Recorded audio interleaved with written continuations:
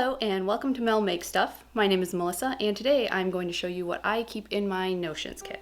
These are my two notions kits. The one on the left is my main one that I use when I'm at home, and the one on the right is the one that I use when I go out and I need to bring a little notions kit with me for whatever I'm working on. Of course that was BC, before Corona, when I actually went places, but I digress. For my main kit, this is a plastic box that I got from a big box store. I have my stitch gauge here and needle gauge, a little pair of stork scissors, assorted needles, both sewing needles and more like darning tapestry needles. This is like a little rubber thing that you can use to make sure your interchangeable needles are tightened down.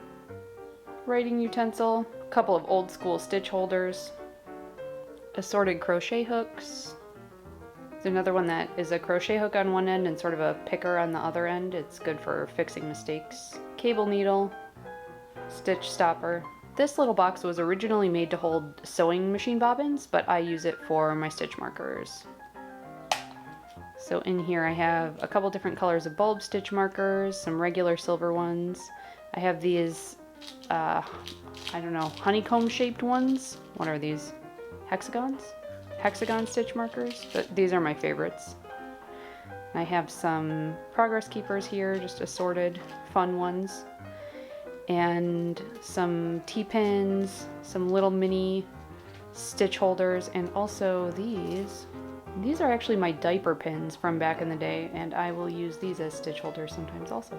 So that's my main kit. Everything fits in there super neatly, and I really like this. This is something that I've refined over a couple of years, and it really works for me generally.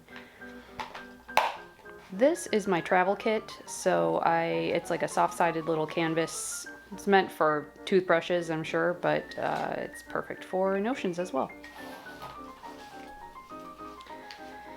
I tend to do a lot of hand sewing when I'm out, so this kit is a little bit more varied. So I have some hand sewing needles on this piece of fabric here, more hand sewing needles here. I like using these milliner's needles because they have a really round eye that's easy to get sort of a thicker hand sewing thread through. Some heavier weight thread that I'm using for an Alabama Channon project currently. Some assorted darning needles. Some waste yarn in case I ever need to put any stitches on hold. A couple writing implements.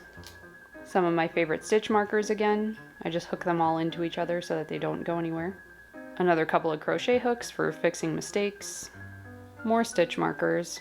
Two pairs of embroidery scissors for some reason. I think this was part of my Alabama Channon project also, where I was using one pair to do like a reverse applique, cutting out. I liked one pair better for cutting out the reverse applique. I think that was why I had two pairs, but that's a little egregious. I would probably take one out now that I realize there's two pairs in here.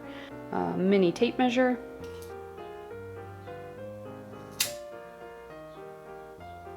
And one more spool of hand sewing thread. This is actually some button craft thread, but I use this for hand sewing as well.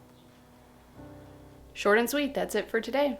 Hope you guys enjoyed that. I have a sewing room tour coming up soon, so if that's something you're interested in, please hit the like button and subscribe below. See you next time.